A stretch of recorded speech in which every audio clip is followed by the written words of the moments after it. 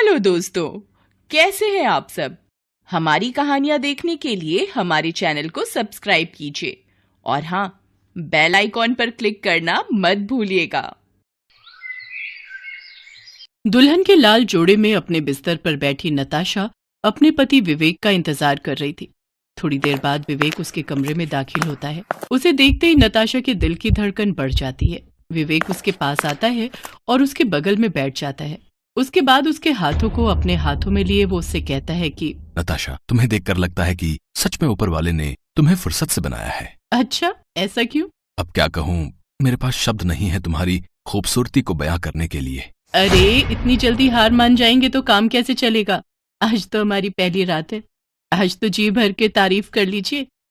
नताशा की बातों को सुनकर विवेक उसके और भी पास आता है और उससे कहता है कि नताशा, तुम्हें देखकर सच में एहसास होता है कि क्यों और कैसे विश्वामित्र की तपस्या मेनका ने भंग कर दी थी। ओह हेलो, मैं मेनका नहीं, नताशा हूँ, नताशा। पर तुम मेनका से कम कहाँ हो। ये जो तुम्हारे गाल हैं, उफ, क्या कहूँ।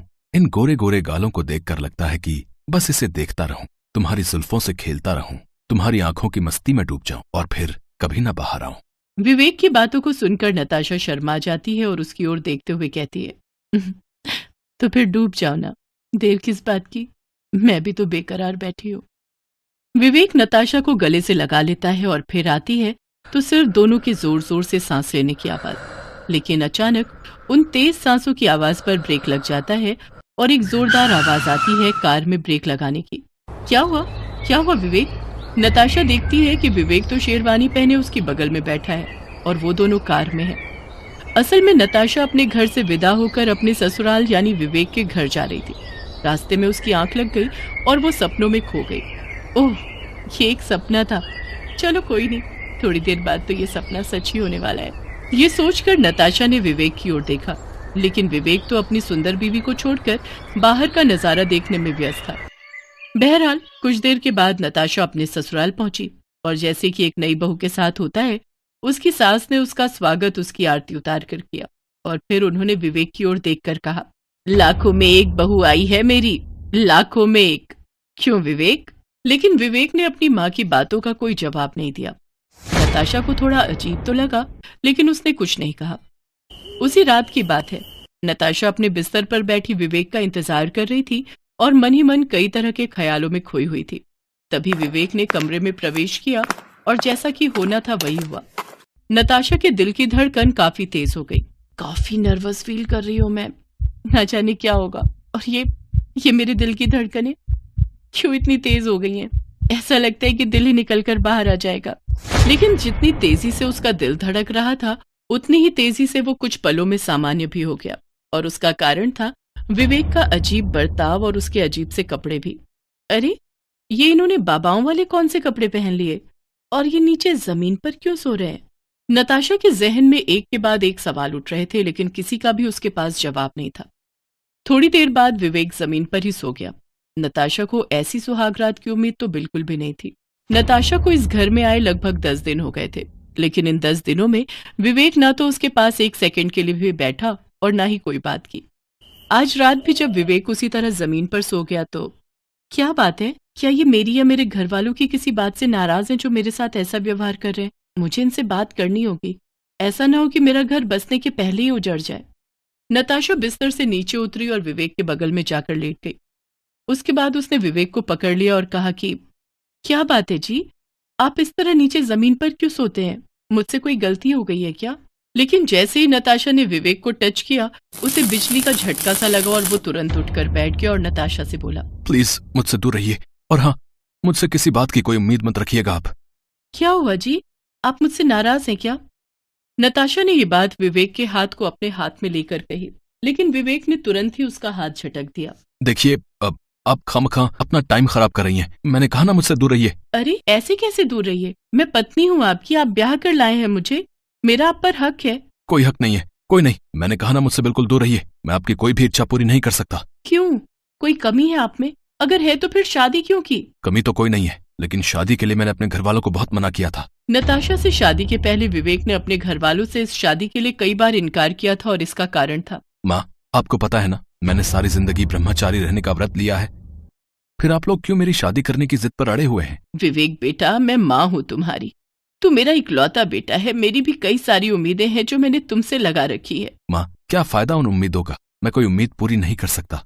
आप प्लीज मेरी शादी का ख्याल दिल से निकाल दीजिए। ठीक है, फिर जहर की शीशी ला दे मेरे लिए और अपने हाथ से पिला दे, क्योंकि अपने इकलौते बेटे का इस तरह ब्रह्मचारी हो जाना मुझे तो कतई मंजूर नहीं है।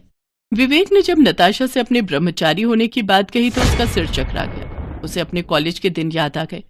जब कोई भी उसे देखता था तो देखता ही रह जाता था। उसने कई लड़कों के मुंह से अपने लिए एक ही शब्द बार बार सुना था और वो शब्द था हॉट। यार, ये नताशा कितनी हॉट है यार। जब भी इसे देखता हूँ तो मैं आइसक्रीम की तरफ पिघल जाता हूँ यार, सच में। अखिल नताशा के कॉलेज में ही पढ़ता था और वो कॉलेज के बाकी लड़कों की तरह ही नताशा की हॉटनेस पर फिदा था। वो उसे मन ही मन पसंद भी करता था। एक दिन उसने अपने दिल की बात नताशा से कह भी दी। आई एम सॉरी अखिल, मैं अपने माता पिता की मर्जी से ही शादी करूंगी, तो मेरे लिए प्यार मोहब्बत के लिए तो कोई टाइम ही नहीं है। नताशा की शादी को अब 4 महीने हो गए थे और इन 4 महीनों में भी उसकी जिंदगी में कोई बदलाव नहीं आया। शादी को लेकर उसके जितने सपने थे सब चकनाचूर हो गए। एक दिन की बात है, नताशा कॉलेज की अपनी एक दोस्त निर्मला की शादी में गई हुई थी और वहीं पर उसकी मुलाकात एक बार फिर से अखिल से हुई।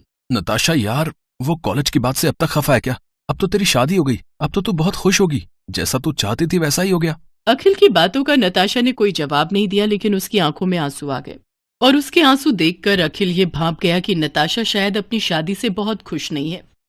उस दिन अखिल ने नताशा को खुश रखने की बहुत कोशिश की। नताशा को उसका ये अंदाज बहुत पसंद आया। उस दिन के बाद वो दोनों अक्सर मिलने लगे।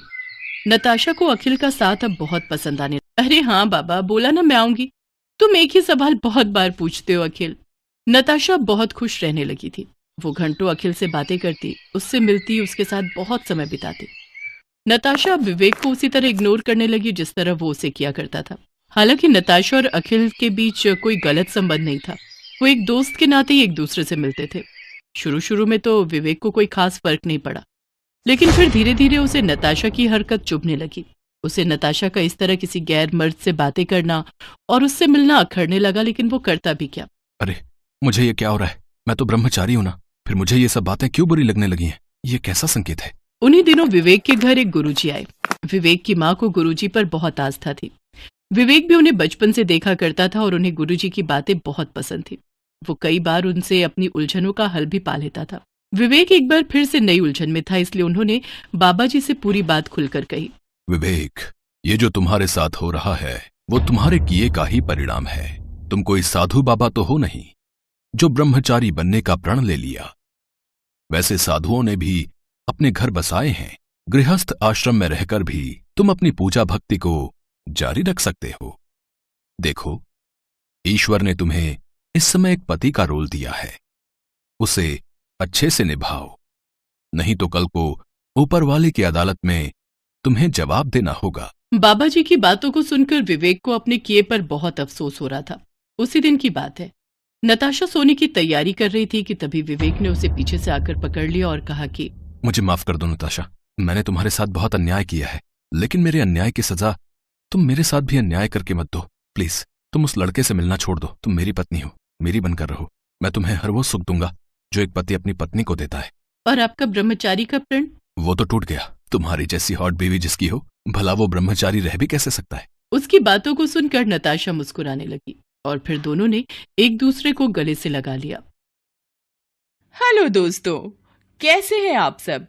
हमारी कहानियां देखने के लिए हमारे चैनल को सब्सक्राइब कीजिए और हाँ, बेल आइकॉन पर क्लिक करना मत भूलिएगा।